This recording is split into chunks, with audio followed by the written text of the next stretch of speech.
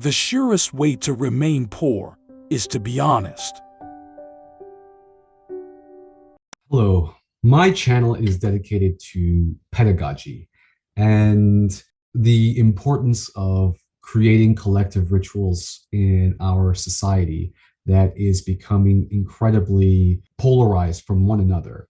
And one of the main issues that I find with modern psychology and therapy culture and a lot of the idioms of modern day progressivism is that they turn and they make this time is money ideal into kind of not just a guiding post for how we should live in our society, but rather a moral ideal and an economic ideal and a way to create neoliberal subjectivity. So a lot of my videos, especially focus on not the right wing doing this, because the right wing has already done this. What I'm trying to do is go against a lot of the modern paradigms, because you can see that a lot of the Christian versus right wing, holiness versus capitalism is happening. That kind of anti-capitalist conversation is happening within the right wing world. And it's funny because the right wing seems to actually have that conversation about what, and they do it in their own language, about globalism. As you know, there's this huge debate among conservatives about the nature of the economy and social spending, and whether capitalism is a Christian idea and whether it creates too much inequality. But they are doing it in a language, they are in fact talking about what the left is no longer really talking about. The left has succumbed to capitalist realism.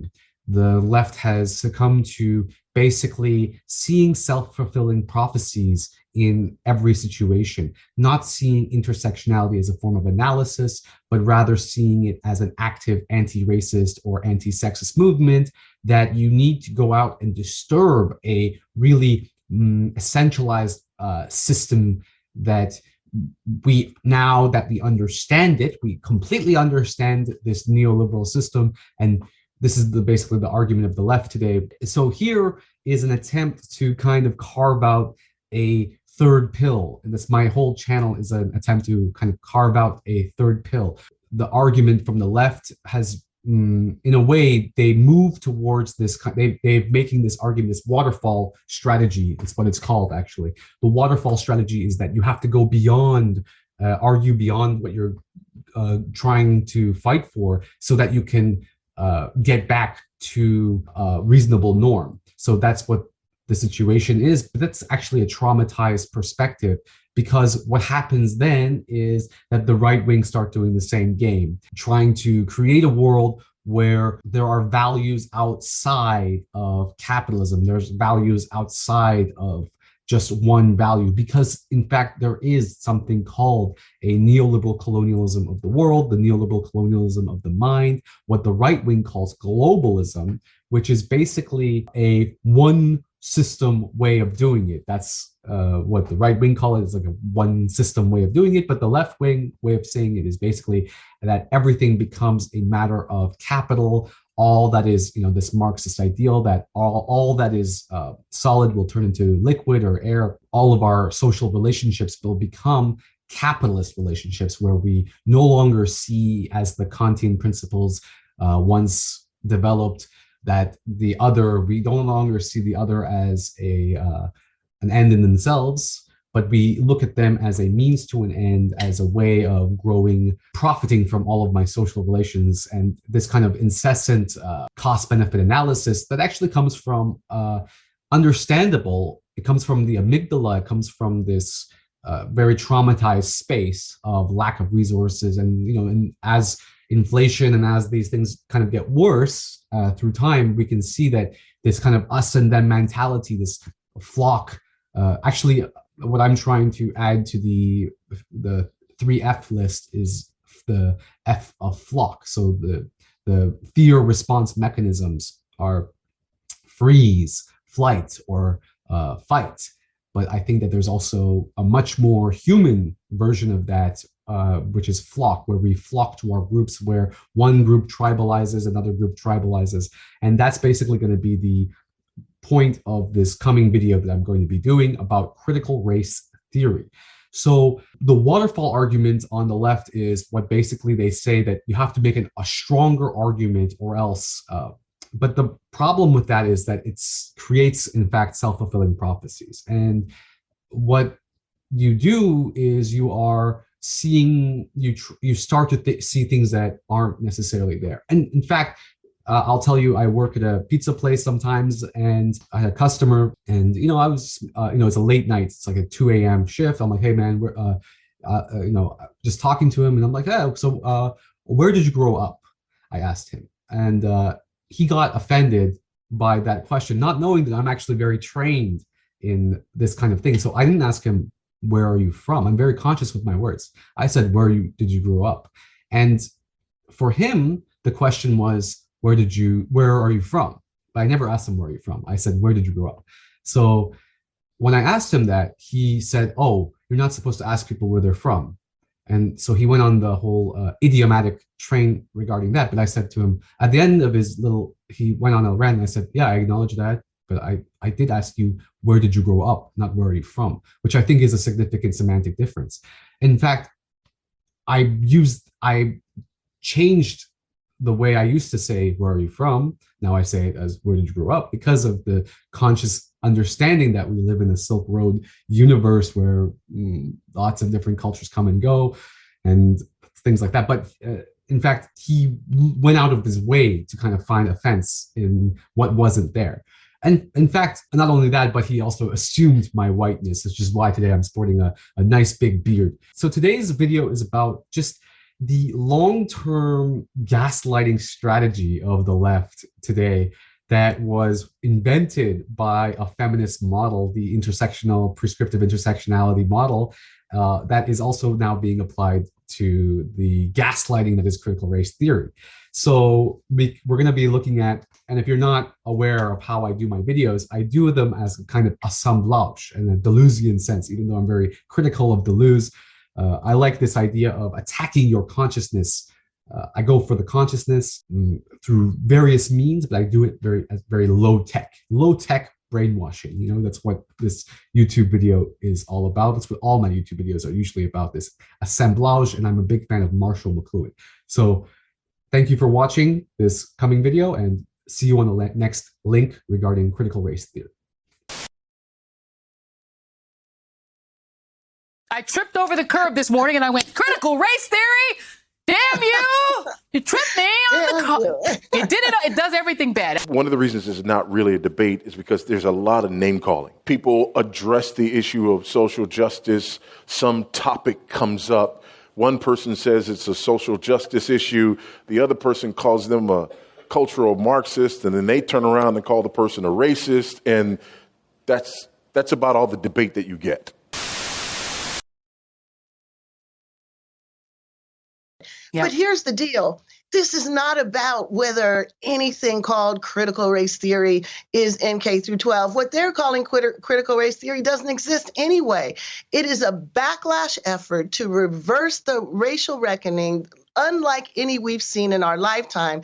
And as you pointed out at the beginning, they can't say, we're for racism. They can't say Derek Chauvin should have killed George Floyd with his hand in his pocket, looking like he was completely without a care in the world. They couldn't say that.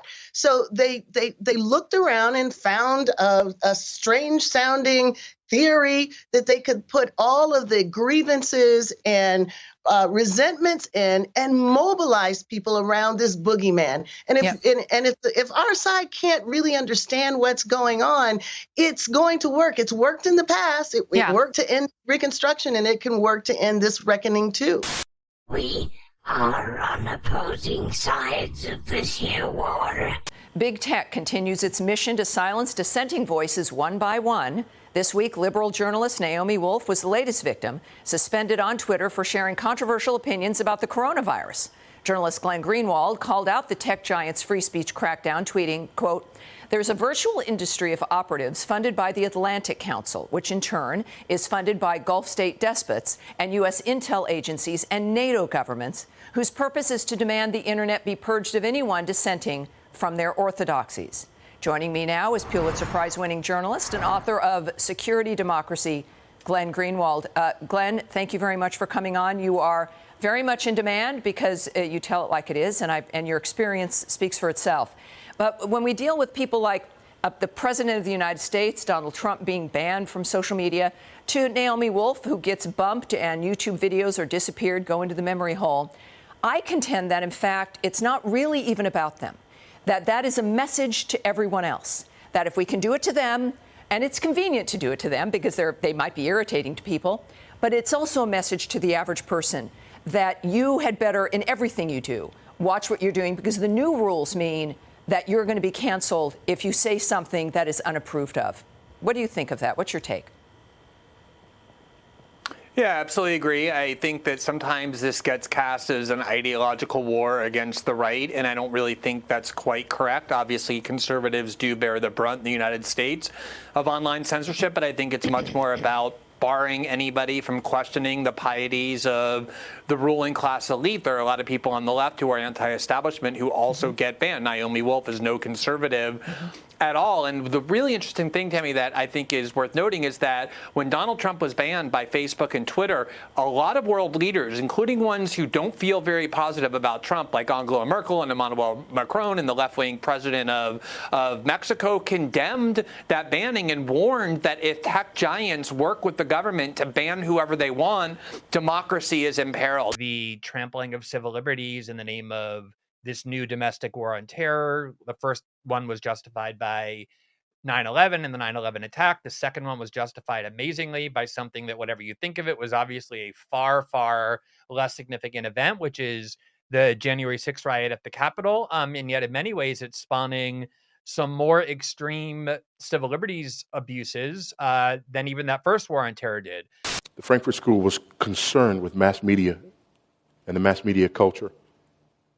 Saw people becoming passive recipients of political and ideological information instead of being activists. And they believed that this explained why the revolution didn't take place. They theorized that this experience made people intellectually inactive and politically passive as they allowed mass-produced ideologies and values to wash over them and to infiltrate their consciousness. And he really wants to know what a woman is, too. Question, what is a woman? Yeah, she's also the only one in history who's been asked that disgusting question. If I decide right now that I'm a woman, does that mean that I would have Article 3 standing to challenge a gender-based restriction? No, it means you'd be the world's ugliest woman. Next question from Kevin McDonald. Kevin McDonald, you around? Yeah. There you are, Kevin, all right. Kevin says, I have a tough female boss. How do I deal with my boss's mood swings? Female boss, huh? Kind of interesting. You do a good job, she's pissed. You do a bad job, she's happy. Yeah. What are you, a manicurist? No. What kind of line of work are you in that you have a female boss? I'm a scientist. Daisy Farm? Where do you work? Yeah. A douche factory? What do you do that you have a female boss? Yeah, you need to get out of that job before she takes your pride. You know what I'm saying? Smart. All right. Thanks. Sit back down. You'll be fired when you get home anyway.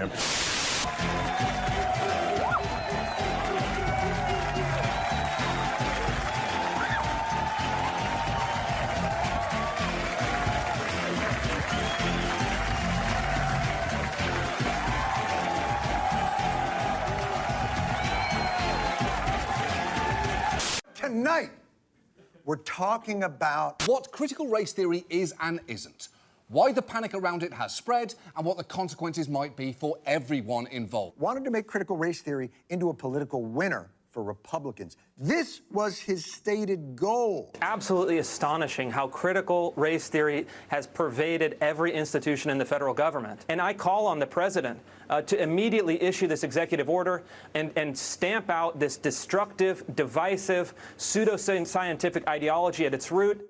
This fucking guy!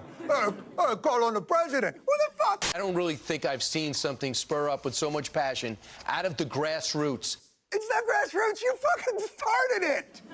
You lit the fire, and then as it was warmed up, we're like, I've never seen a fire like this. Suddenly, we're banning CRT, we're restricting race teaching, we're banning books, and Florida has legislation to make it illegal for a white person to feel uncomfortable. The right-wing media, working seamlessly with their political arm, made that happen. Well, you know, Brian, we were the only channel that covered critical race theory, and that became a big issue. Rarely has there been an institution that has such a distance between its aspirations and its execution. And thus, the problem with the media. The media keeps informing us how incredibly important they are to our survival, because knowing keeps us free. But when given crucial informational tasks, they instead build us prisons of what the fuck are you people talking about? Do you think we are fucking stupid? I do understand that many parents don't want their children learning about race at such a young age, but I beg to differ in that sense. We learn about race every day when we're the only colored kid in our classrooms, or when we're learning about slavery and all the heads turn to us. So one way or another, one group of students will learn about race before another. So we believe that it would be equitable if all students learned about race in the same context, so we can work together on it to improve our future. Yeah. Why do we have a book out here called Anti-Racist Baby? What the hell you mean Duh, babies can't be racist. Babies are not racist. They don't think about racism. So why would you even read this book to a child? Why? I feel like we are going backwards. I feel like people are trying to undo everything that Martin Luther King fought for. Dream speech was clearly an aspirational goal, not a description of things as they stood. And in fact, King himself later put a pretty major asterisk on it. I must confess that that dream that I had that day has at many points turned into a nightmare. And I've come to see that we have many more difficult days ahead, and some of the old optimism was a little superficial, and now it must be tempered with a solid realism. Yeah. Great point, John. That doesn't mean MLK would have supported critical race theory or prescribed intersectionality. The focus on CRT is a way to latch onto a concept that very few people sort of really understand, which sounds kind of scary perhaps to someone not, trained in what it means. Do you think we are fucking stupid? Quite often, political correctness can work in a way which reinforces certain prejudices and so on and so on. I have many brothers, black friends, who are very sensitive to this. They very intelligently perceive patronizing, condescending attitude in obeying politically correct rules and so on and so on. And he was an authentic anti-racist. Racist baby. Let's begin. All babies are racist, and so are you. Read this book and see what you can do. You can try to be anti-racist, but you'll still be racist anyway, so you should believe and do everything I say. Race isn't real, which is why we should always see race, always talk about race, and always treat people differently because of race. That's what you do when something isn't real, you see, said racist baby, joyfully. Talk about race. You don't know how to talk, and you poop your pants every day. You're not sure what race even is, anyway. Too bad, baby. From the time you're born, race will be everything you see, so that one day you'll be racist, just like me. Institutional racism. It makes everything racist and is everywhere around you. Even grown-ups don't understand it, which is why you should learn about it when you're 2. This mother is trying to explain institutional racism to her baby, and the baby says, butterfly, because he sees a butterfly, and he likes butterflies. But he has to learn about institutional racism instead. There is nothing wrong with people who aren't white. There really isn't. That's a crime, which is why we have to tell you all the time. Look at these colorful people who are happy as can be, living as they do in diversity. These people are different because of their skin, and thinking that will make us all win. Skin color makes people special and fun, and you should be nice and love everyone. We're all equal, except white people. Racist baby doesn't see groups as better or worse, unless they're white, because white people are cursed. The numbers say many things we wish weren't true, but that's all white people's fault too. Everything bad is because of whites, you see, the enemies of diversity.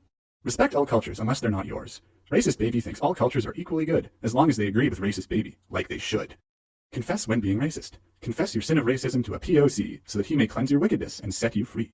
So this little baby's upset because he told his grand she looks like Aunt Jemima, and now he's going to Father Kendi to say, "Forgive me, Father, for I am racist." And Father Kendi says, "That's okay. Give me $50 and say 10 Hail Candies." Grow up to be racist. Racist baby is always humble and always wants to learn more stuff, unless it's from straight white males because they're not diverse enough. Believe we shall overcome racism, even though we can't. You just need to believe and you can be free. So keep on buying books from me, for I am the truth, the light, the beginning, and the end. That is what I find most disconcerting about the present moment and about the prevalence of these ideas. And I think ultimately it's the thing that makes it the most dangerous as well. I appreciate that everyone wants to do good, that they want to be seen as a part of a solution to a problem. I bristle at the lack of thoughtfulness that's going into this project, though. And I am someone who has not ever felt in his adult life particularly conscious about his appearance in that respect. You know, I'm sufficiently handsome that I don't have to think about it. But I find myself walking around Brooklyn now, and it's palpable. Like this sense that people are aware of my appearance and are perhaps making all sorts of assumptions about the privilege they enjoy and that I don't.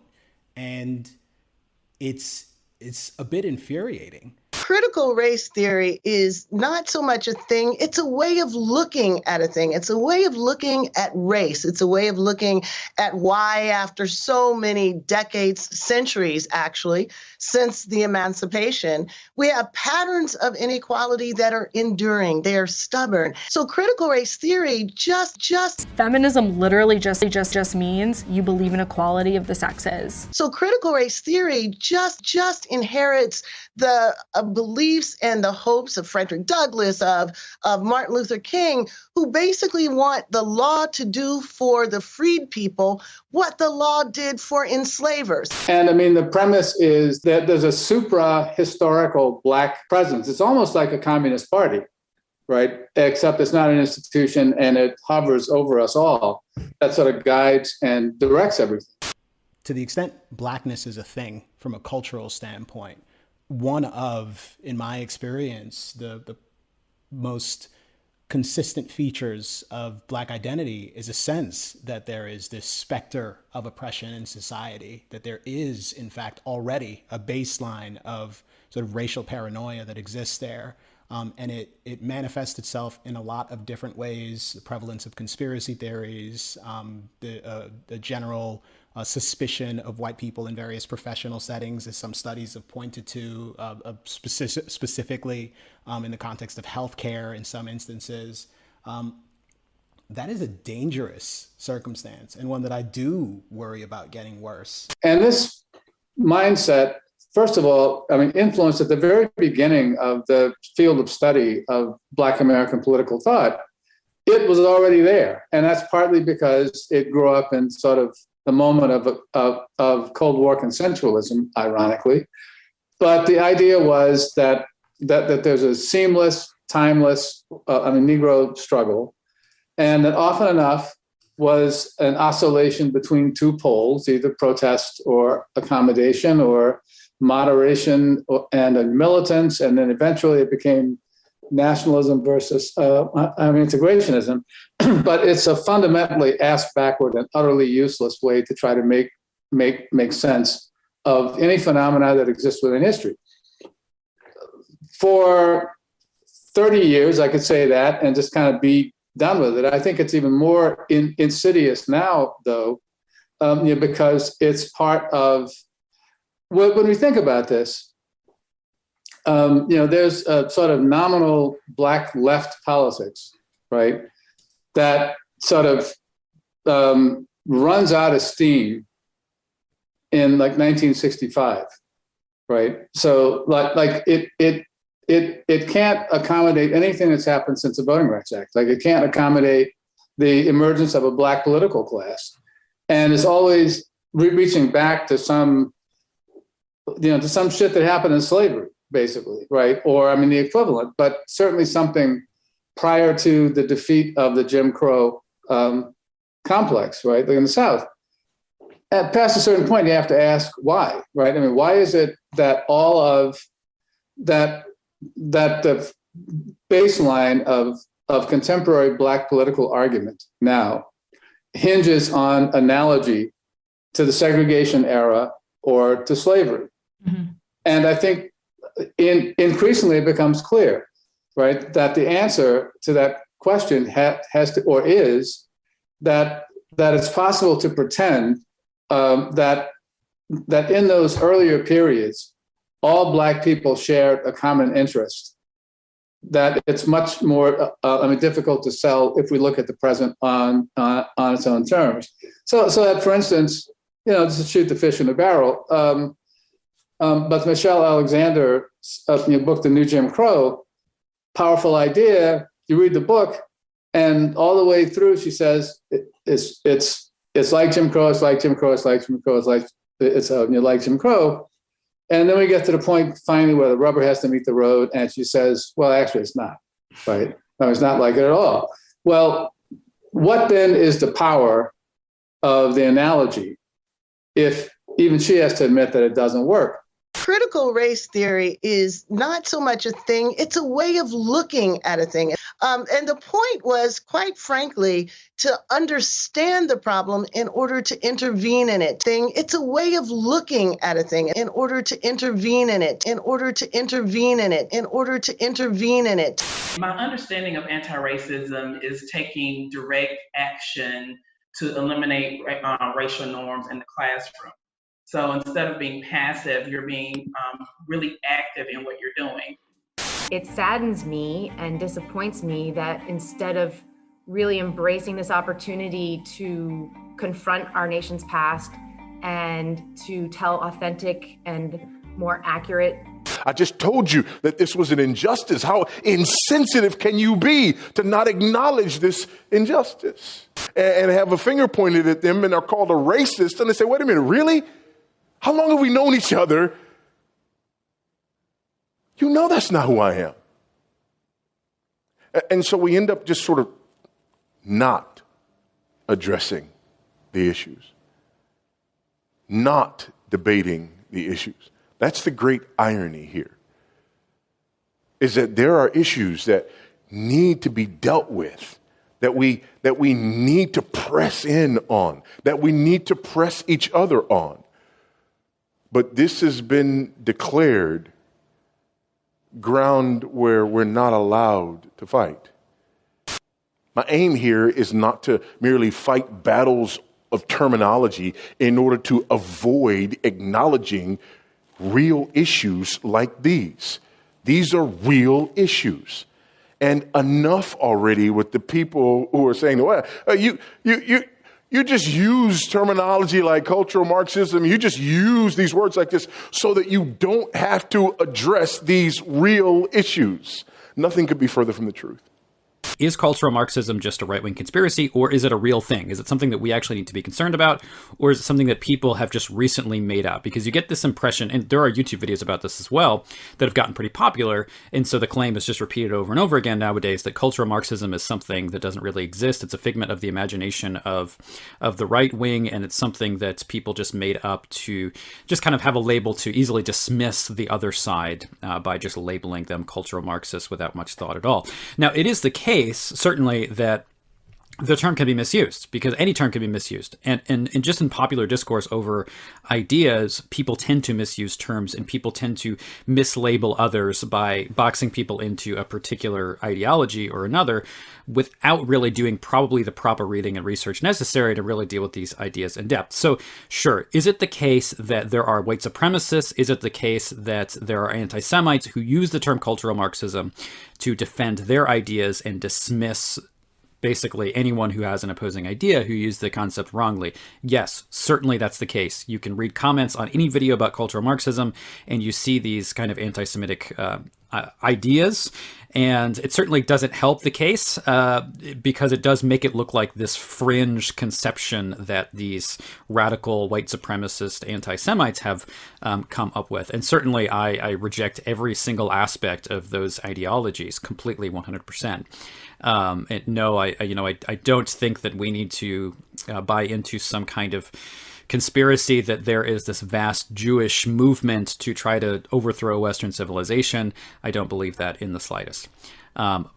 But that doesn't mean that cultural Marxism as an ideology doesn't exist. And it doesn't mean just because people who are radical use an idea or criticize an idea that all criticisms of that idea are therefore false. To tell authentic and more accurate. To tell authentic and more accurate narratives about experiences of, diverse people in this country, that we're looking to sweep it under the rug.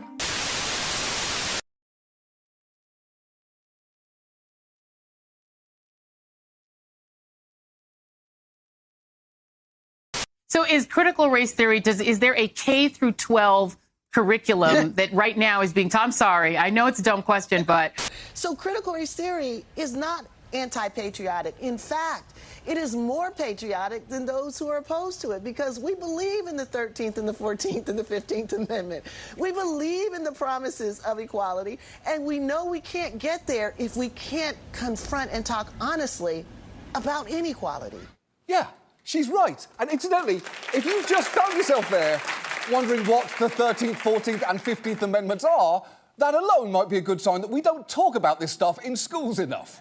And to be clear, CRT is graduate-level legal theory. So unless your 5-year-old is currently pursuing a law degree, they're not reading Kimberly Crenshaw. To tell authentic and more accurate. Critical race theory has become a hot and divisive topic. And with all the misinformation, it's made it more difficult to engage in dialogue and healthy debate on how we educate students from our nation's history to current social disparities.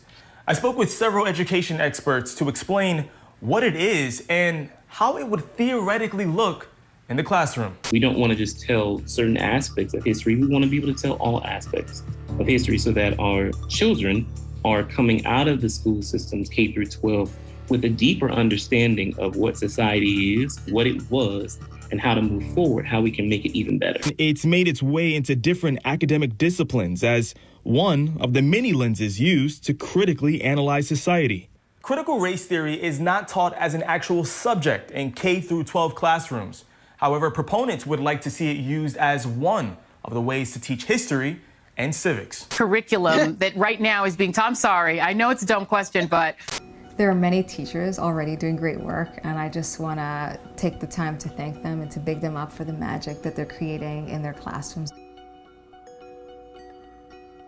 We can all get better at our practice and put in the anti-racist and equity lenses to our work to ensure that we do no harm. Good instruction should be student-centered, and student-centered is being culturally responsive and being anti-racist. And so for the teachers, one way to get better is really to start with self. Really check in with yourself. What are my biases? How are we being self-aware? So, if I'm a teacher or curriculum developer, let's check this for an anti-racist lens. Let's check this for a culturally responsive lens. Now let's do the research and ask people what they mean and really be deliberate about that self-awareness. Today I'm going to start the day by just doing a greeting activity. So it gets the kids up and moving and talking to each other. So I'm going to give you a category. So it might be greet someone that has the same hair color as you. So you go and you say, "Good morning, Maddie." "Good morning, Megan." "Good morning, Miranda." "Good morning, Megan." And you try to greet as many people as you. So I will give them a category. So it might be their shirt color or their hair color, eye color. But I think, going on Taifa's question, I need to tell you what I'm using as my operationalizable definition of racism and anti-racism. And here I, really draw from Ibram Kendi's work. And so he said, and by the way, if you haven't read How to Be an Anti-Racist, I highly recommend it. But he says that basically a racist policy, it's something like it's that one that produces or sustains inequity between racial groups. And so an anti-racist policy is one that produces or sustains equity. And so what anti-racism means is supporting an anti-racist policy through actions or by expressing an anti-racist idea. And so, like, in brief, right, to put it all together, anti-racist teaching is teaching that produces or sustains racial equity.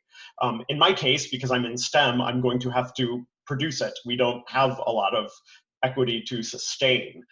And I will be way more specific about the 5 things I'm going to very quickly mention in my next response. I think there'll be a chance. But when I think about anti-racism in the classroom, I think about at least these 5 things. I think about enrollment. So how can I foster a course roster that moves my discipline towards equity?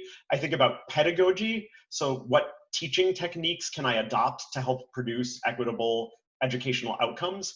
I think about class environment.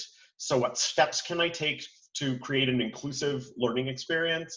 I think about curriculum, which is how can I remove or mitigate white supremacy in the course material, in the discipline itself? And I think about assessment, which is how can I evaluate students in a way that reduces rather than exacerbates racial inequity? There is a requirement that all of us take an inward look at ourselves, the biases that we hold, the ideas, the values that were ingrained and conditioned into us to uphold and perpetuate white supremacy needs to be debunked. I telegraph my expectations to my students in my syllabus and in person constantly. And so I talk about things like you deserve to be addressed by the name and pronouns you wish to be addressed by. We embrace diversity in this classroom. We don't put up with harassment and racism, these sorts of things. And then making clear what the policies are to follow through on enforcing those values. Race relationships have to do with race relationships. You're white or whatever you are, I'm black or whatever I am. We're standing here talking now. That's how we get things done. You can't legislate love. It's not a Black person's job to constantly teach white people about racism because they just showed up to the party. It is exhausting to be in this moment and hear from friends or people who are complicit in those microaggressions or in those subtle instances of racism that Black people navigate every day. I experienced it 5 minutes before I got on this call with you. Constantly. People all across the United States are probing how we deal with race more critically. Constantly. Incorporating more anti-racism into their everyday lives. But one of the problems we've all come across is white people getting it wrong. Constantly. You can try to be anti-racist, but you'll still be racist anyway, so you should believe and do everything I say. Your administration directed federal agencies to end racial sensitivity training that addresses white privilege or critical race theory. Why did you decide to do that, to end racial sensitivity training? And do you believe that there is systemic racism in this country, sir? Asks me to talk a little bit about critical theory, what it is, and to lead from that into critical race theory. Because remember what I said about the courtesy that I want to extend, that courtesy that is not always extended in the other direction. Cornell, you do it. You don't owe anybody anything. If I'm your brother,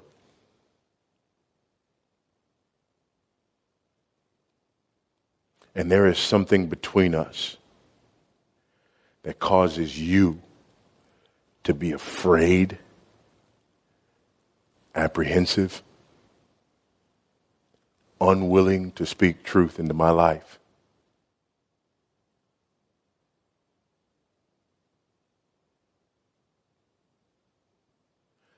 then I got to go the extra mile to free you up to do that.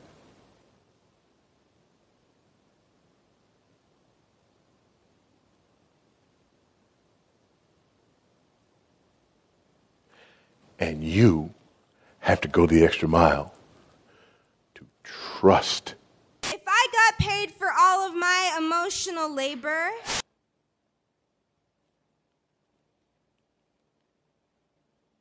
racism is real, and it's sin. Simply because I am going to argue and will not stop arguing against cultural Marxism does not mean that I am unwilling to acknowledge or to engage on these real issues. And it is insulting, unfair, and unbrotherly to suggest otherwise. And it's it's a bit infuriating to be at work and to feel as though you're constantly under threat on account of your blackness, to be trying to be successful in academia and to worry about that. It is a burden that will necessarily have a deleterious impact on your ability to be successful. And there are a lot of reasons to respond to it by sort of reinforcing that dynamic. Let me dwell on the differences between traditional Marxism and cultural Marxism. Traditional Marxism first. Traditional Marxism is best understood as a historical materialism. It is the materialist interpretation of history. And it is also an approach which deals with the totality of human experience, or rather human experiences. A traditional Marxist will deal with the different facets of human societies, human civilizations, such as institutions, literature, the arts, music, etc., as a whole, and not in parts. The basis, the foundation of this approach again, is the idea that labor is socially determined. According to Marx, what separated human beings from animals is labor. And in case of human beings, labor is socially mobilized. Or in other words, labor is the manifestation of the social relations of production. The social relations of production in turn give birth to socio-economic formations. A socio-economic formation can be understood as an integrated system which functions according to its own rules, own laws. In Marxist literature, these socio-economic formations are also sometimes termed modes of production. Marx's idea was a total failure. Workers were more loyal to their respective countries, churches, and cultural values than they were to their counterparts in other countries. Cultural Marxism, on the other hand, is different. And if history is all about these conflicts, and if this conflict is going to come, and if the next thing that is going to come is a post-capitalist society, then why haven't we seen this? Enter the cultural Marxists. One of his disciples, Antonio Gramsci, while where else but in prison, wrote up a series of plans, now known as the prison notebooks. In this plan, Gramsci announced, "The workers of the world will unite only after the Long March is over." The Long March? In other words, they had to get into the culture and change the way of people's thinking. And if people were thinking about patriotism and nation and God and country, that was a mechanism which was too resistant to Marxism. It could never take hold. So you had to erode and destroy that in the individuals. That began what's called the Long March through the institutions, through the seminaries, through the churches, through the media, through Hollywood, and all the rest of it, to create an anti-Christian culture which would destroy the Christian beliefs and convictions in the vast majority of the people, so they would embrace the ideas of Marxism, and they would embrace the ideas that they had rejected, and they would be open to a takeover, basically, by Marxists. Now, not political Marxists, but cultural Marxists. Rather than workers uniting and marching into battle, thus seizing power through force, they would make a long march through the institutions. Institutions like the arts, cinema, theater, literature, schools, college, seminaries, newspapers, magazines, and what is now known as radio, TV, and the mass media. Once this march is over, all the barriers to the acceptance of Marxism will have been quietly and systematically removed. If you can break people away from religious affinities, for example, where they would turn to their community, their religious community, for support and help, or they would turn to Scripture for answers to certain perplexing questions. If they have an affinity to their religion, they might say, well, we're not going to go along with government because it's contrary to my religion. So cultural Marxism would attack religion of all kinds. Doesn't make any difference, because there was another place where people could go other than to the government for support and for answers.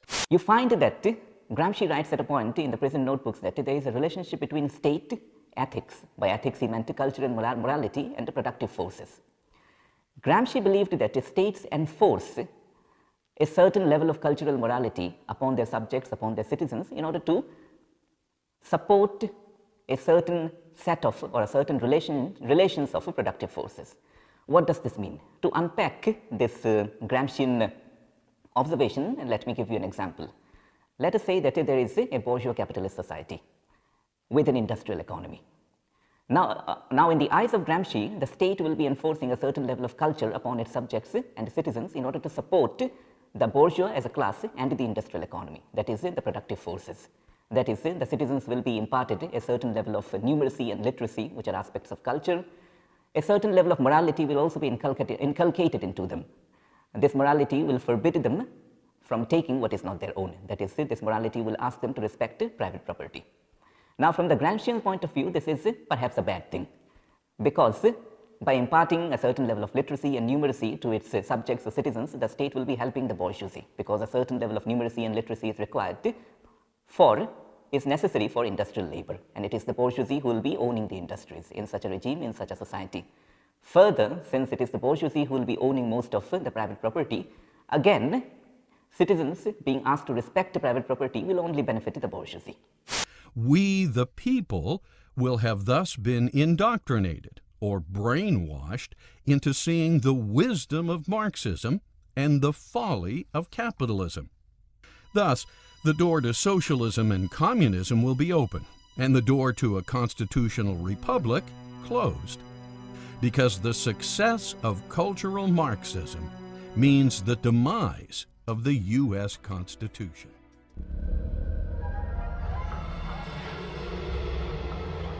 Let's back up a moment. How did cultural Marxism get into the United States? Some brief history. In 1923, members of the Marxist Communist Party set up an institute at Frankfurt University in Germany. This institute was named the Institute for Social Research. Later, it would become known as simply the Frankfurt School. These new Marxists, under the direction of Max Horkheimer, had seen the old Lenin Marxists fail. The workers of the world did not unite in World War I. Further, they realized why. Antonio Gramsci, the disciple who wrote the prison notebooks, had it right.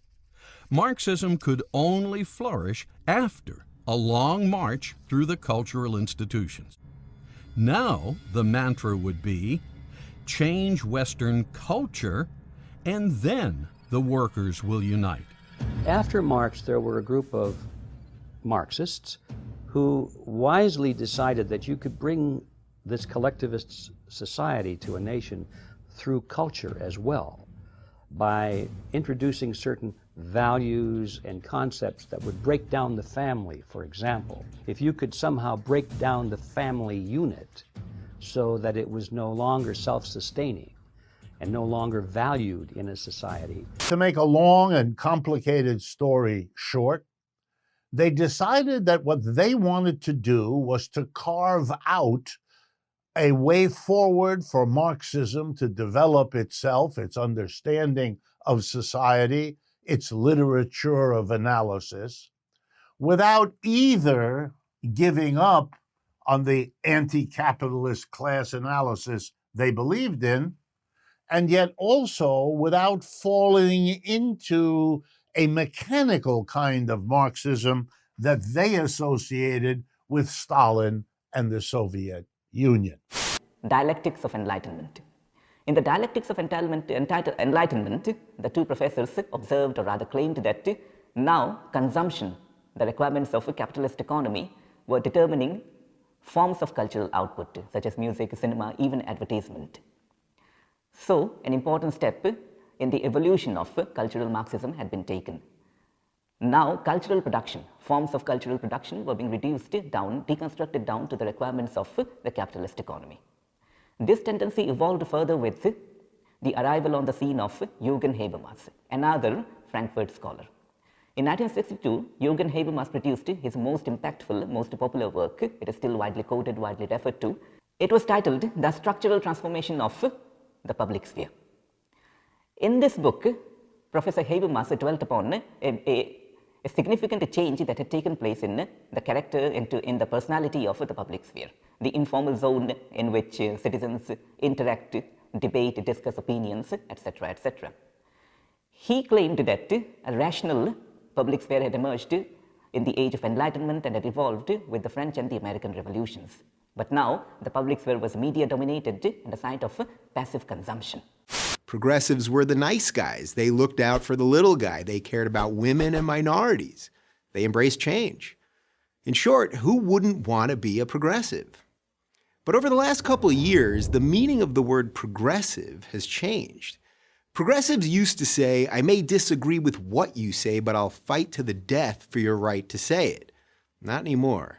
Critics of it argue that the ideas behind CRT are being taught in schools and often present a hyperbolically distorted version of what those ideas are. And a key person here is this man, a conservative activist named Christopher Rufo. He claims CRT is actually a revolutionary program that would overturn the principles of the Declaration and destroy the remaining structure of the Constitution, which it just isn't. It isn't that.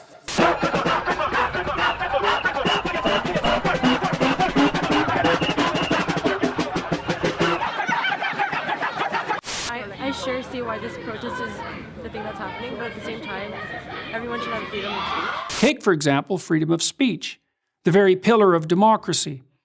The postmodernists refuse to believe that people of goodwill can exchange ideas and reach consensus. Their world is instead a Hobbesian nightmare of identity groups warring for power. The Center for Democracy and Technology has filed a lawsuit arguing that the executive order will discourage social media companies from flagging misinformation during a critical election year. Suddenly, when they're looking at tweets from far-right blogs or from far-left blogs, and they're trying to decide, should we fact-check this? Should we add information that says, user, you may want to get a little bit more information about this?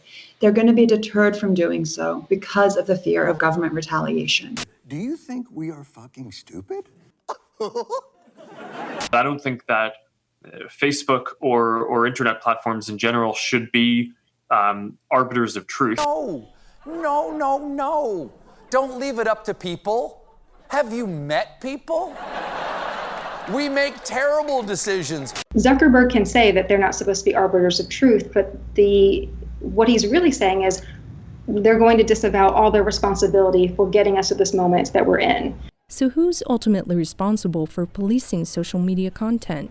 A recent poll conducted by Gallup and the Knight Foundation found that Americans aren't settled on the answer. They don't really trust the social media companies. An earlier poll of ours also found that they trust the government even less to make those rules. So there's a trust gap. Only 32% of Americans say they trust their neighbors, and only 18% of millennials. The fastest growing political party is unaffiliated. The fastest growing religious movement is unaffiliated. Depression rates are rising. Mental health problems are rising. The suicide rate has risen 30% since 1999. Life expectancy is falling, not rising. That we have an economic crisis, we have an environmental crisis, we have a political crisis. We also have a social and relational crisis. We're in the valley. We're fragmented from each other. Moving further on with the originary history of cultural Marxism, it crossed the English Channel in the 1960s while Professor Habermas was producing this study. In 1964, the Center for Contemporary Cultural Studies was established in the University of Birmingham. This center is informally known as the Birmingham School, just as the Institute for Social Research at Frankfurt is informally known as the Frankfurt School. The scholars at the Birmingham School arrived at roughly the same conclusions as their colleagues, counterparts in the Frankfurt School. They too argued, like their colleagues or counterparts at the Frankfurt School, that consumerism and capitalism were impacting the production of varieties of culture. However, they did something more and pushed the envelope of cultural Marxism, in my eyes. They argued that cultures constitute identities. Of course, that should be a given to us. But at the same time, they argued that minority cultures resist dominant cultures. That is, minority identities through various means, various forms, resist dominant cultures, so what they perceived to be dominant cultures. So the practice of pitting identity against identity had begun, and this is today a very standard cultural Marxist practice. You'll see this all around us. You'll see this in our own politics in India. Identities are being pitted by identities, and the theoretical basis of this practice goes back to the 1960s. I'm not against feminism, and I'm definitely not a sexist. When feminism started as a suffragette movement in the 19th century, it was fully justified. Women were treated as slaves or chattel, as property. They were listed in property lists. Their property belonged to the husband. They didn't have a right to vote. They couldn't work in a variety of professions. They couldn't obtain education. There was numerus clausus forbade them from obtaining education. All this was wrong. It's catastrophically wrong. So the beginnings of feminism in the form of suffragette movements all over the world, this was justified. These were justified demands for equality and access. Feminism took a wrong, militant turn in the 1960s as it transitioned from justified demands for equality and access to misandry, man-hating, the undermining of all social institutions. Whether these social institutions were part of the patriarchy, male chauvinistic control, or whether these institutions were actually good for women and not part of the patriarchy. Militant feminists were undermining all social institutions because they were established by men. That was sufficient qualification to be dismantled. Made the next leap in the 80s and 90s that they did not just want a level playing field, but they wanted a larger government. And this has an ancient pedigree to come in and engineer how people thought and act in a collective sense. And it was going to be overseen by a self-appointed group of elite people. And they controlled all of the levers of influence now they have. That long march through our institutions is now complete. They control academia, K through 12, the corporate boardroom, Wall Street, traditional media, Silicon Valley, foundations, even professional sports. Even though they don't control or have influence over the majority of Americans, it's very hard to communicate or retrieve information off the internet or watch the Super Bowl without that imprint of the left and that message, that subtext that's always there, that you're born into an unfair system. You perpetuated an unfair system. The system has to be destroyed or changed to our dictates, and we don't need a majority consensus to achieve those goals because our moral aims are such that they justify almost any means to achieve them. And there was a usurpation taking over of gender roles. Women aspired to be like men. And not only did they aspire to eliminate the differences, the beautiful differences, the differences that create attraction between men and women. Not only did they aspire to eliminate these differences in everything, in clothing, in behavior, in foul language, in drinking, in drug abuse, in adultery, in promiscuity, women were trying to become men. And not only were they trying to become men, but they were trying to become psychopathic men. We should be so careful, my God, about, I think, this, how we fight back so-called patriarchy. For example, I wonder if you agree, to provoke you. I was shocked by this statement, we all know about it, of American Psychological Association, which declared toxic masculinity an illness. First, are we aware what they did? 5 decades ago, it was homosexuality, which was medicalized. Now they take masculinity, aggressive, clear, social, ideological product, and they medicalize it. And it's wonderful because friends told me who are part of this process, big companies, they're already preparing pills against toxic masculinity, it's already part, but what shocked me there, it's another thing. If you read the description of toxic masculinity, it goes, I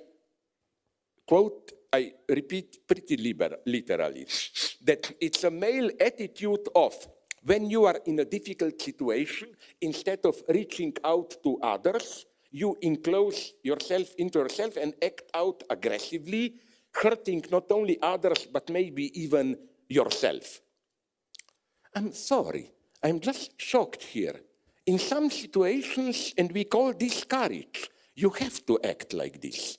And the greatest examples that come to me, at least in history, and I will name you 2 examples, one ancient, one ultra-modern, are exactly women. If there was a toxically masculine agent, it's Antigone. Instead of going, crayon, let's debate, and so on, she stands on her own in a very dogmatic way, and sometimes we need dogmaticism. And so at the end, we will learn that Antigone is a man or whatever. No, you know what? I worry. Here I do a more precise. Then they tell me, oh, but you want to defend men beating women. No, kill them. I'm one of the few persons that I know for death penalty. I don't get a problem with that. I'm just saying that we should be very precisely in defining toxic masculinity in this way. They do something very dangerous. They propose a certain, much more conformist logic of don't act too radically, share it with others, and so on as norm. I think it's part of new conformism and so on. We distinguish between two types of child grooming: internet grooming and localized grooming. I'm here today to ask you to teach feminism to the next generation.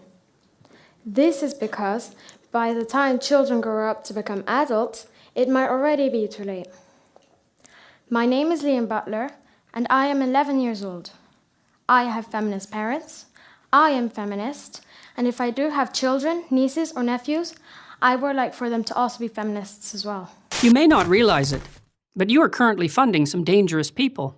They are indoctrinating young minds throughout the West with their resentment-ridden ideology.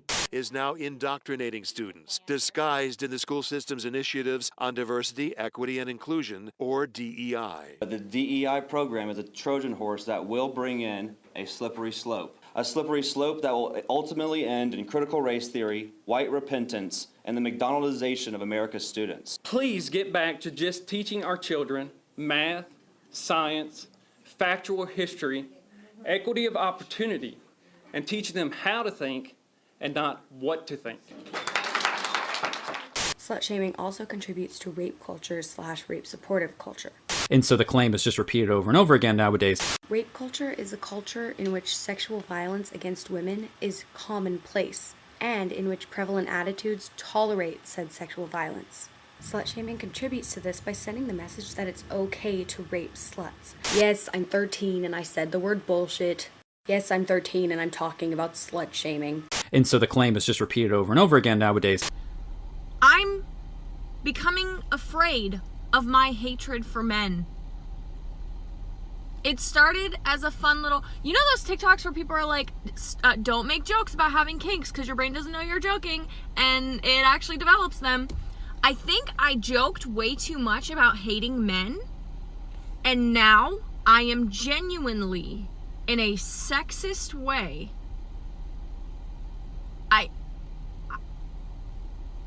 I hate them. Like in a way that a white man from Alabama hates black people. I hate men. These children, these adolescents, these teenagers, these underage people, they come to realize that they can use sex to manipulate people, to manipulate adults. They can wield power over adults. They can control adults with their sexuality. This experience of working together with sexual predators to give sexual services to strangers, many strangers, few strangers, doesn't matter, teaches them the power of sex. Suddenly they feel validated. They feel empowered. And from that minute on, and for the rest of their lives, they become promiscuous, because promiscuity guarantees control, guarantees winning the power play, which is the main feature of psychopathy. I just had a really great team of women behind me who wanted to help stop the stigma of abortion. Okay. If people with uteruses don't have access to abortion, we're not having a sexual liberation. And we're all fucking. And we're past the binary. Struggles are linked, that you cannot have, for instance, gender equality without having race equality or caste equality, or that you cannot have sexual emancipation without addressing class structure. There's this intersectional victimhood movements and agendas which were hijacked by narcissists and psychopaths. And these victimhood movements started with laudable aims, with appropriate demands and so on, but they were hijacked simply by narcissists and psychopaths, grandiose people. And so these movements coalesced with a militant feminism that started in the 1960s. And now we have very disturbing orientations exacerbated by these politically correct victimhood, Me Too, grievance movements. Every disagreement, every argument, every conflict, every shade of opinion, every form of critical thinking is now considered abusive. Today, because feminism refuses to acknowledge that there is an integral, traumatic aspect to falling in love, there is a painful aspect of falling in love. What is the painful aspect of falling in love? It's this idea that love itself is transcendent, but transcendence is opposite, is finite, it's limited. So when you look into the other person's eyes and when you're in love with them, you are in a transcendent mode, but also at the same time, you know that deep inside there is a deep void because you are both, or one of you is going to die, and that is not going to last. And that basically finitude of it is basically what is traumatic. The finitude of love is traumatic in itself.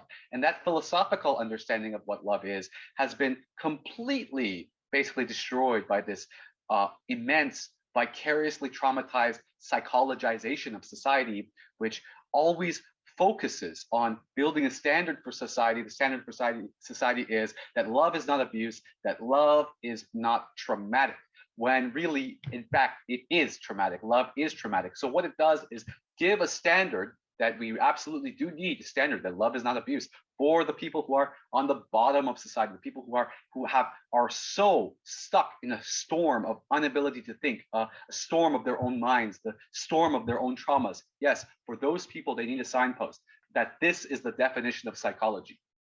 For those people, yeah, we need it. But for the people who have a normal amount of psychological problems, existential issues, normal amount of depression, normal amount of anxiety, a manageable amount of anxiety, those kinds of ideas actually work in opposite. And what they do is they force us, or they habituate us to always keep an eye on the contractual or the cost-benefit analysis of our interpersonal relationships with each other. And basically, this is a way of undermining the possibility of creating community. Because what is community? Community is a place that requires your unpaid emotional labor. All communities need your unpaid emotional labor. All communities need your unpaid civic labor. Community itself cannot run by capitalism alone. Community itself is another form or another rendition of family. I know that there's a lot of problems between kin-based and community, and you can't just easily go up the chain like that. But just for sake of argument, socialism, family, community, all of these things are social relationships with each other. When we commodify and we create boundaries between our interpersonal relationships and we say, oh, well, I did this for you. Am I getting something out of this? If I participate in this social union, will I get something out of it? No, you can't just look at the material interest. You have to also look at the cultural aspect. And that cultural aspect is, what is it motivated by? It's motivated by these idioms that these feminists have been spreading. Idioms like, it's too much emotional labor to educate you. Idioms like, et cetera, you don't owe anybody anything. Yeah, if you don't owe anybody anything, my friends, we are welcome to the cyberpunk dystopia that we exist today, a society where nobody owes anybody anything, and we give all power to the privileged 1%.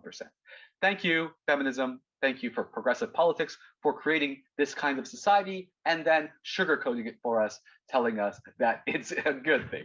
All right. So thank you for taking the time to, and I just want to end with one idea here. The idea is that I'll tell you a little secret. The secret is this. I just want to end with one little secret. The secret is that the secret to healing, what is this? And we can see this play out on the social media with regards to this obsession with healing. Everybody's healing. Oh, we have to heal. We have to decolonize. We have to heal. My friends, my family, my social community, my earthling family. One thing that I can tell you about our possibility of healing is that we have to acknowledge that healing is impossible. That deep within our society, that there is a historical trauma that is just unhealable. A historical trauma, Holocaust, slavery, blah, blah, blah, all of these things, all of these historical traumas that we literally cannot escape from.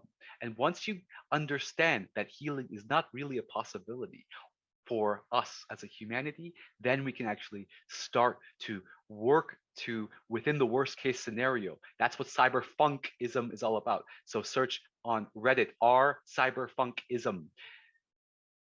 If we acknowledge that healing is not possible, which is something that goes completely against all this Instagram feminist psychobabble that we're seeing all across Instagram, all these hashtags, everybody repeating the same idioms.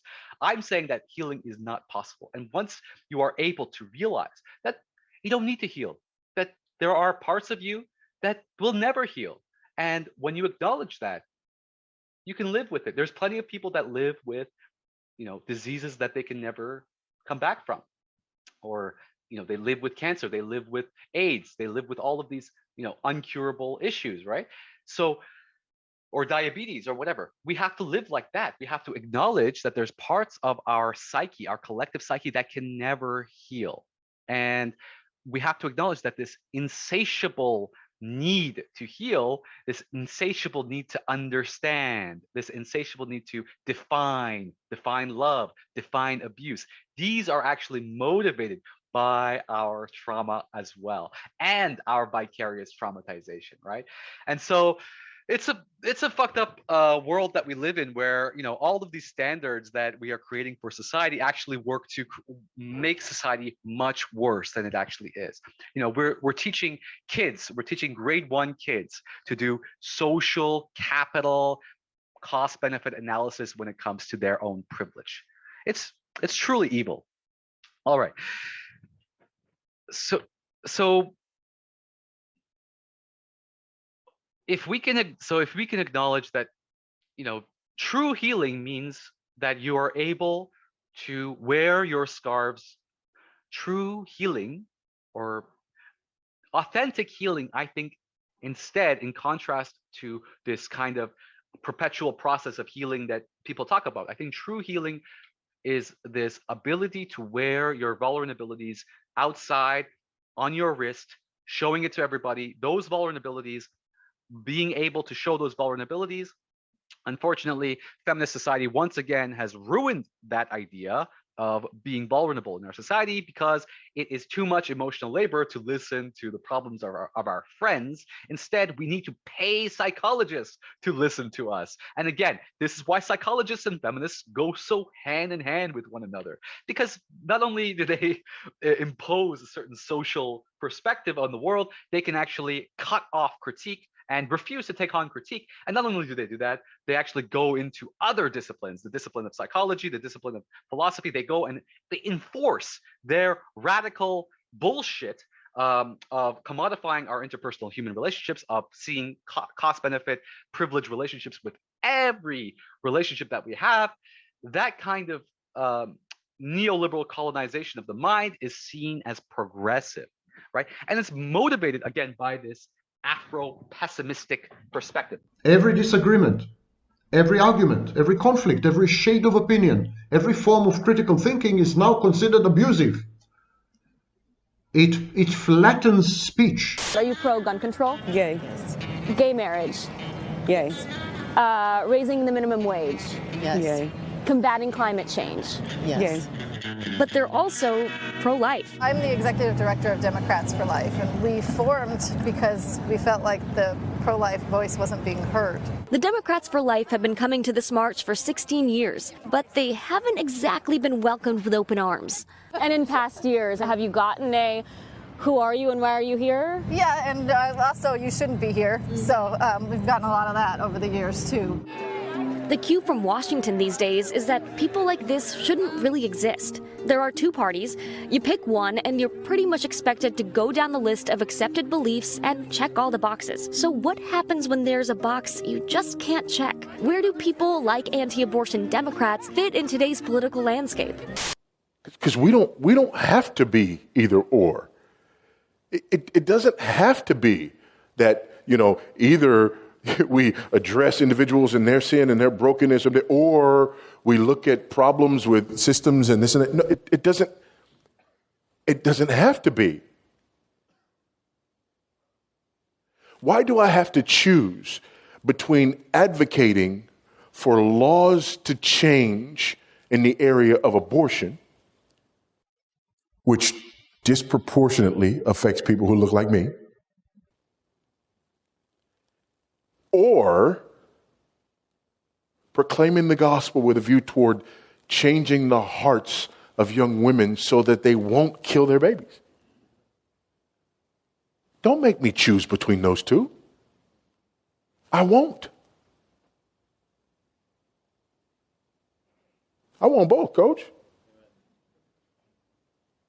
One group goes tribal, then the other people, for their own survival, will go tribal. This is in the first half of your book entitled Pre-Citizens. And with those chapters, peasants, residents, and tribes, you're really pointing to three necessary dimensions of understanding this concept of citizenship. With the peasants, you really are referring to the necessity of what you call middleness, the middle class. I can remember years ago, I guess nearly 20 years ago now, Francis Fukuyama wrote an essay, I think, in National Affairs, in which he simply said that democracy can't exist without a middle class. And without a middle class that can politically dominate the electoral landscape in such a way that neither of the alternatives can disrupt the political process. And I think one of the points you make, by the way, in that particular chapter, your very first chapter, is the fact that in some ways, and you don't say this as a sentence, so I'm going to say it, and then you can tell me that's not what you meant. We have set up a situation socially in the United States where it's not so much that people are leaving the middle class to move up, but rather that we're making it very difficult for people in the middle class to stay in the middle class. Yeah, I think what's happened, there's a lot of contributors to that in the secular sense. Globalization at the turn of the millennium was offered to us as a way of spreading Westernization and indeed Americanization all over the planet, and it would bring to people in the Amazon basin or Mongolia or the mountains of Peru the same things that we have: antibiotics, eyeglasses, etc., popular culture, Hollywood movies, and it succeeded beyond our wild imagination. But it also began to change our economic system. These dichotomies are also evoked in the work of sociologists Peter L. Berger and Thomas Luckman, who use the term habitualization as preceding the more collective or social iteration, which they refer to as institutionalization, where our rituals become so ingrained that it becomes unnecessary for each situation to be defined anew, step by step. Just as even in the most remote areas of the planet, we can be sure to find a similar looking airport or mall, their observation allows us to notice how the ritual institutions that have managed to retain the most credibility and spread the farthest globally possess an incessant and peculiar homogeneity. The discourse of postmodernism here functions to suggest that the cultural, not merely the economic logic of microelectronic capitalism is universal, and that the cultural logic that holds for London and Paris and Liverpool and Nevada City also holds for Hong Kong or Bankura or Beirut. So, the people who warn you about gaslighting are the biggest gaslighters of our society. How critical race theory gaslights its way into our institutions. This video is an attempt to map out the parallel strategies between the feminist gaslighting and critical race theory gaslighting. having both taken over our legal systems, our psychological institutions, our academia, and soon to follow various other institutions and our social lives, in fact. Both groups are characterized by and motivated by an endless vicarious traumatization. That means they are, in fact, if you look up some studies regarding, for example, trigger warnings, that trigger warnings themselves, having a trigger warning in itself becomes in itself a self-fulfilling prophecy of a trigger warning, which is basically the whole problem of the whole left as it exists. Trigger warnings themselves are triggering.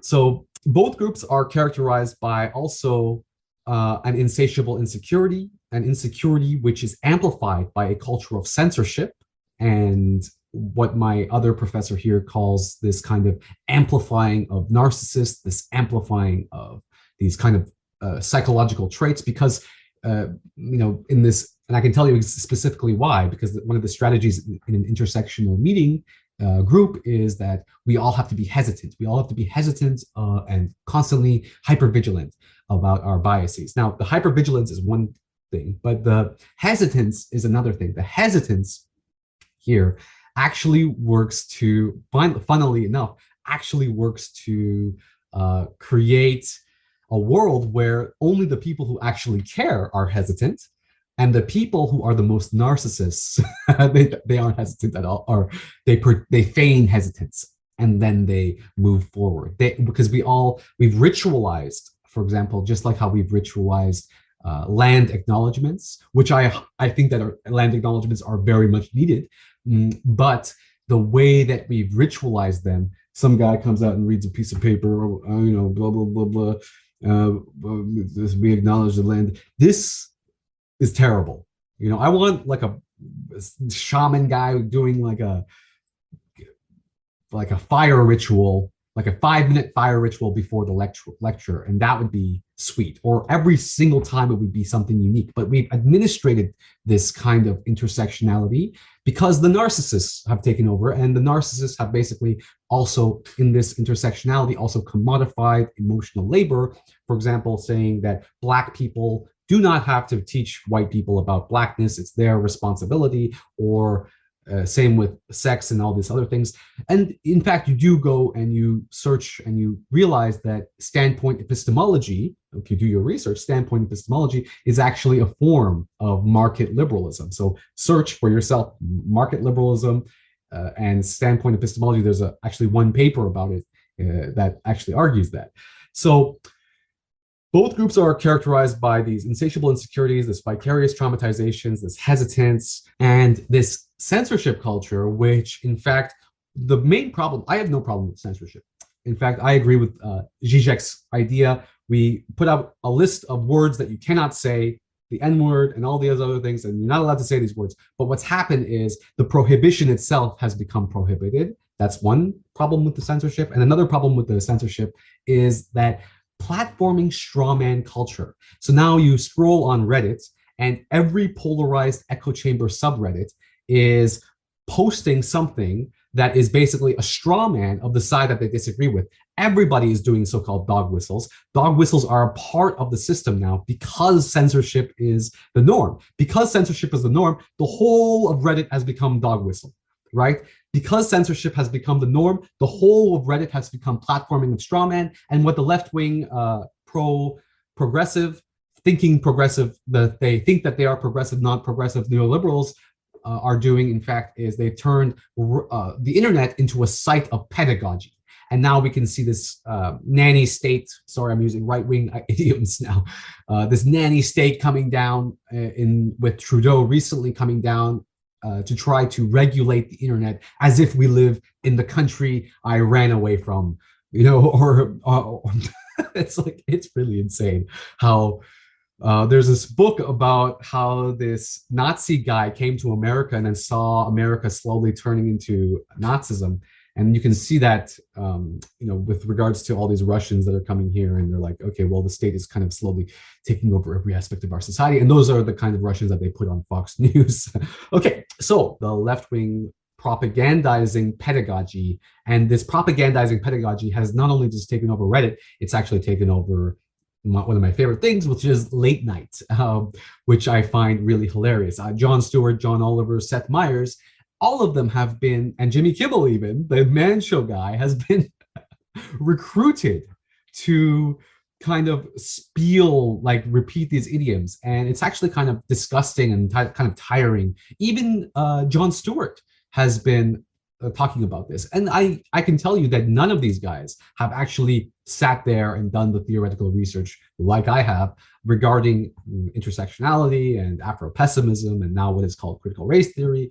None of them have actually done the work, but they've all been, just like how undergrads in university are basically taken into these training sessions and these diversity, whatever, sessions in corporations or whatever. And we're all taught this, to repeat these idioms rather than, treat every individual situation with authenticity. And we have been taught that social capitalism and how we speak in this in a setting, this corporate model has basically, the political is entrenching itself into our personal and even the most sacred spaces, our own personal, our hearts are being turned into privilege cost-benefit analysis, which in fact only serves the top 1%, because when we're all doing the privilege analysis, we basically start worshiping the 1%. We worship the 1% before, and we will continue to worship the 1%. And this was a deliberate strategy, my friends. This was a deliberate strategy since Occupy, right? This is basically the long-term version of the infiltration of Occupy. This is the long-term version of the infiltration of Occupy, and it's done by pretending that there are progressives amongst, there are wolves, sheep in wolves' clothing. Okay, and it's been done through ritualization. Through ritualization, the institution will take over psychology and all these different ways in which the justification of doing privilege cost-benefit analysis is given as an anti-racist struggle, when in fact it is a way of cementing, reinforcing that these are the people with privilege and these are the people with no privilege, and that cement is there. And instead of making people say, oh well, I should challenge my privileges, they in fact should say the opposite. Well, I shouldn't settle. That becomes the norm.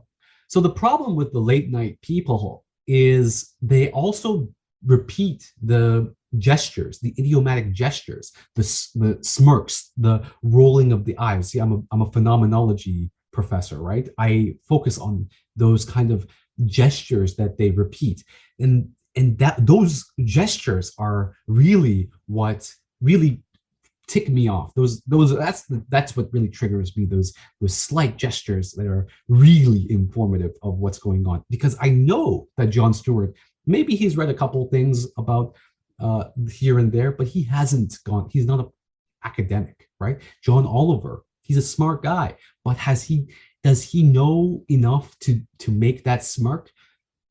I propose to you that he has not read. He's not well read enough in intersectional theory, in feminism, in all of these things in order to do a smirk like that. So this know-it-all smirk and eye-rolling culture will tell you something. And I also critique that gesture in my defense of Terence McKenna video. So there is one fundamental difference between this Afro-pessimistic critical race theory and feminism, that men are more disagreeable. So you find, I find much more examples of people hesitant of doing privilege cost-benefit analysis when it comes to men than it comes to women. Because the thing is also that masculinity, there's this kind of thing about masculinity that when it comes to relationships, you don't bring in that cost-benefit analysis. And you can actually find that literature. And I'm going to be doing an analysis on social capitalism, the evolution of this idea of Eleanor Ostrom, which calls it social capital. And that was supposed to be, and if you search, there's a paper called The Rise and Fall of Social Capital Theory. The rise and fall of social capital theory was the slow realization that this was all just neoliberalism in another light. But that's what's really funny about the rise and fall of social capital theory, which actually Marx, because I know that I was one of the first people on Facebook that I wrote down that the moralization of the commodification of emotional labor is a problem.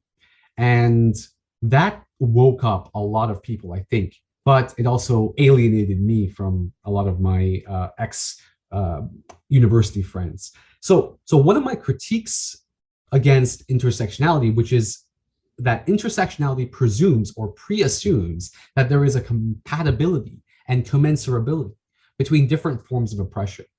And in my video series, I have shown that there is absolutely no commensurability between different forms of oppression. And trying to draw parallels where there is none, you are actually undermining the individual struggles that are taking place by making specific issues into bland universalisms. Okay, so I understand Kimberly Crenshaw in a legal context. She has a certain situation that Black women are not represented in a legal context in a certain situation. But she takes from that and universalizes that law. See, for a person who studies law, I think that here is where we have to have some philosophy. So the basis of the law, right? So when you're having a basis of law, when you universalize a law, you can see that there's a problem between the law of God and the law of man, the law of the individual and the law of the collective. When you cannot universalize laws. And so that is the problem with both Kimberly Crenshaw applying her very valid intersectional perspective with regards to Black women in particular court cases that need to be addressed like that. She takes from that and then universalizes that to the whole of the system, to the whole of the globe, in fact. That's why I call intersectionality neoliberal colonialism. She takes a specific instance of the law, and now we have the CIA bombing people for not being intersectional enough. And that's basically what's going to happen. That's like the extreme version of that. But but we do have a globalized kind of neoliberal subjectivity that is being spread by this idea of, create yourself, be who you want to be. The traditions of the past don't matter. Be who you want to be, create yourself. But what does that actually reflect when you start to create yourself, when you start to not see yourself rooted not see ourselves rooted? And this is why, and this is a key distinction that I have with regards to this idea of resuscitated traditions and the danger of having resuscitated traditions. I think that, yes, there is totally a danger of this kind of nationalism or this kind of localism. But I think that when you get into that localism, not a kind of fake localism, but a real localism, a real kind of localism, you try to really find the roots, the specific tree that you went through. When you start unraveling your individual, localized, familial problems, right? You dig into that, you create a family tree, you go into that and you start to dig into that, and who were the people that were traumatized, and what were the arguments in your family politics, and then you keep going deeper, and keep going past, and keep going. When you start doing that kind of work, at the end of all that process, you find that there is a oneness in humanity. It's ironic, right? There is a oneness in humanity. And at some point, there was this ideological barrier, this ideological rift between families. So between tribes. So there was like the one great split. So there's many of these great splits of tribes that happen in various, the Jewish tradition, and you can find like the great splits. Or in one great split that I like is in the Arab tribe, where half of the Arabs had chosen, the gods of the past, the feminine god, the female gods, the pagan gods, and the other half of the Arabs were with the Muhammad and the one god. And there was a great battle, and that was the great rift in Arabic society. I think that rift actually continues to this day in the form of, basically, you can find it basically in Egyptians who are wondering whether they should identify with the pharaohs or not, or it comes again with regards to whether Palestinians are part of the Arab world, given this history of betrayal, or how it's seen a history of betrayal. And the Canaanites and the Medes and the I can't, there's so many of these tribal breakup stories, but you keep going in, and this is kind of a spiritual ontology that I have. It's a kind of this is the real noble fiction that I think that is important, not the noble fictions that we are creating. I think the noble fiction that we need to create is this old split, and I'm not the one who actually thought of this. Is if you look at Habermas's work, and that's late Habermas's work. I mean, Habermas is the greatest public philosopher of our time. He talks about this. Okay. Trying to draw parallels where there is none actually undermines individual struggles that take place, and by making specific issues into bland universalisms, which is exactly what capitalism wants. All talk, all presentation, all makeup, and no action. No ritualized changes in our daily actions, just presentation. And most important, just presentation, or what Judith Butler really focuses on, right? Performance. And most importantly, the continuing of exploitative capitalist relationships. So you do all this performance, but you continue the exploitation because of capitalist realism, and even worse, you internalize capitalist interpersonal relationships through the creation of neoliberal subjectivity. And there's plenty of videos I do, especially with regards to my history of subjectivity video, where I ironically use some of the great race theory thinkers to debunk the neoliberal intersectional subjectivity that neoliberalism is forcing down everyone's throats through a system of social capitalism. So, what is the system of social capitalism? It's basically what the right wing calls virtue signaling. Actually, I hesitate to just say that the right wing have a critique of this. It's a, I used to call it a right-wing critique of the left as virtue signaling, but now I've noticed that both right-wing psychology and left-wing psychology have come down to defend virtue signaling as a legitimate. And what I mean by right-wing ideology, right-wing psychology is this evolutionary psychology, and left-wing psychology is being intersectional American Psychological Association psychology. They both agree with virtue signaling as a legitimate public exercise, but this is where you need a philosopher to critique this bullshit, this sophistry. This is the social this is what I'm talking about when I talk about social capitalism.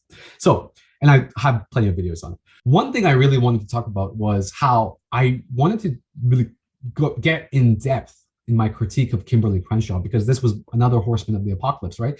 The two horsemen I haven't really taken on is Roxane Gay and Kimberly Crenshaw. I mean, I take on both of these guys all the time, but guys, okay. But the thing is, so I'm not a legal scholar, I'm a philosopher, so I was trying to find some legalistic debates happening around this issue. There is no debate happening around this issue. Everything is censored. So if you want to test this theory, go and search critique of feminist or critique of intersectional jurisprudence in Google Scholar or any mainstream scholarly website or scholarly search, and you can't find anything. There's nothing there. That's not because this thing doesn't exist. That's because this thing doesn't get published. If it was, there is no category of publishing this allowed, which is insane. So there is no debate happening around this. So you can't find anything. And then you remember that those missing categories of research is not a new thing. This is a long-term thing.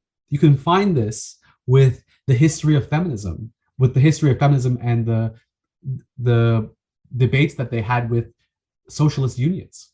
Try searching that. Try to search the tensions between socialist unions who were fighting for family wages and for individuals to get a family wage. So imagine one person getting a family wage, and the intersectional, or the soon-to-be intersectional feminists who basically undermined that, turned half the population into scabs.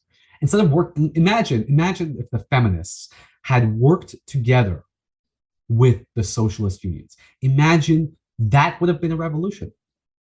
That would have been a revolution right there. If the feminists had worked together with the socialist unions early on, 100 years ago, that would have been a revolution in itself. But what happened instead? The feminists picked a fight with the black men who might have gotten the vote first, even though the social capital power of white women was much more powerful in that society.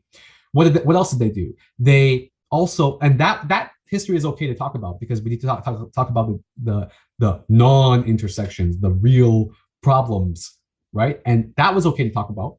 It's okay to talk about sojourner truth. It's okay to talk about a bunch of things, but it's totally not okay to talk about the attacks of feminists on socialist unions and the destruction of socialist unions because of the hands of the neoliberal culture of the feminists. And then, there's many different ways. And even if, you try to write an arbitrary text that critiques this kind of capitalism within feminism, with regards to the theory of a young girl, the preliminary materials for the theory of the young girl. So if you go and search for that, the initial response from this really revolutionary text from Tikkun was that it was misogyny, and it's a continued thing as well. And now that I'm watching the Amber Heard and Johnny Depp trials, and all I can think about is the fact that up to this trial, there's been a whole slew of people defending this abuser, Amber Heard, believe all women crowd, no matter what. That undermined itself, first of all. The reason why that's problematic is that because it's that kind of same censorship culture, this kind of same platforming of straw man culture is being applied within academia. And it has been applied within academia for a very long time, for the last 40, 50 years, right? And slowly, I was listening to two judges in the subway. I eavesdropped on two judges in the subway who were talking about how there was this one lawyer dude who was, very intelligent and he could have been a great judge, but his position was, because I guess he was a white male, probably. Yeah, he was a white male, so he would have been the best at his job because he's had the most privilege. And anyway, for the longest time. So that guy, who was really the best at that job, was not allowed to be in that position, and they put a different judge in there instead, which because they wanted a different perspective. So you can see that standpoint epistemology is neoliberal, and then there's all these other neoliberal ripples as well, which it comes from neoliberal psychology, psychobabble is what I call it. So a lot of these kind of claims like it's too much emotional labor to educate you, drop ideas that don't serve you. Excuse me. How has a lot of these altruistic ideas that I've ever had served me? Drop all the altruistic ideas that you have, because they're not going to serve you. And if you have altruistic ideas, the only reason why you should have them is because they serve you. This is how feminist psychology has, on the face of it, makes fun of Ayn Rand, but deep inside repeats just Ayn Rand. It's just pure Ayn Rand. And so what's the problem here is not the commodification itself. The problem is not that there is capitalist social relations. That's not the problem. I'm not critiquing capitalist social relations right now. I think that capitalist social relations are fine. I mean, there's no way to stop that in a way. That's capitalist realism. The problem here is not the commodification. The problem here is the moralization of this commodification, the moralizing of capitalism. And I'm actually going to be doing a book review of a work called The Moralizing of Capitalism in my coming videos after my social capitalism video. And the social capitalism work is going to be really difficult. So I hope you find these videos interesting. Please like and subscribe, blah, blah, blah. Really share my videos because nobody gives a fuck. And so somebody was talking about how, I don't want to watch your videos because all you're doing is promoting your videos. I'm like, bro, if I wanted to promote videos, I would be making TikTok dance videos. I wouldn't be making this kind of like, who gives a fuck philosophy, political philosophy. Not only who gives a fuck political philosophy, but banned or soon to be, all these people, the exclamation mark clickers are going to come at me. So leftist cancel culture is nothing new. And the idea is that cancel culture itself is nothing new from the leftist critique of the right wing of defense of cancel culture. Basically, slavery is cancel culture. That's what the right wing or the left wing idea of is. I mean, it's correct. Yeah, slavery is cancel culture. But I'm trying to. I mean, that's like the worst modernity Gen Z thing to say. But that's okay. And this, it's like. Ethnocide is now cancel culture. Okay. And this corresponds to another research question, which is, the history of socialist unions fighting for family wages, and the true story of that. Well, obviously, after much research drawn, I have realized that it is feminists that have played a large role in breaking down and breaking the backs of unions. But this history has been killed by feminist revisionism, by feminist historical revisionism, which I do an excellent critique about in my critique of Silvia Federici video hundreds of years from now. When scholars look into internet history, I think one maybe new area of academic study will be the internet archaeologist whose specific job is to discover ideas and thoughts of people who talk about topics which makes them lose social capital rather than gain it. There is a history within academia that is skewed and censored, just like how you can find modern day research that is skewed and censored. Skewed, statistically skewed, censored, repeating the same idioms, making sure to not go against the party line. So then we get to another form of gaslighting by the left, which then they argue that censorship is not even an issue, which obviously it's an issue, and that they're liars and they're deluded. And so there's active gaslighting going on here by the people who worry about gaslighting all the time. So this is just trauma, this is just narcissism at play. It is even in my search, even in my research, I keep getting catered results, catered towards only that which affirms what is already accepted within the world of social capital that we have created. That is, when I try to search about a topic, I'm not merely getting articles that are peer-reviewed, I'm getting articles that are filtered so much so that only articles that are able to gain social capital in the social capital system get published.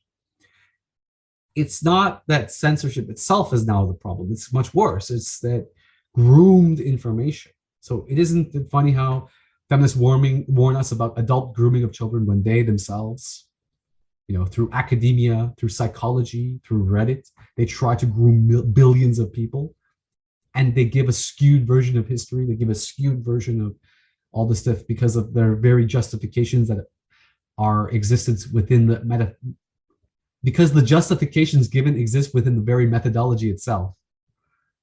Oh my goodness.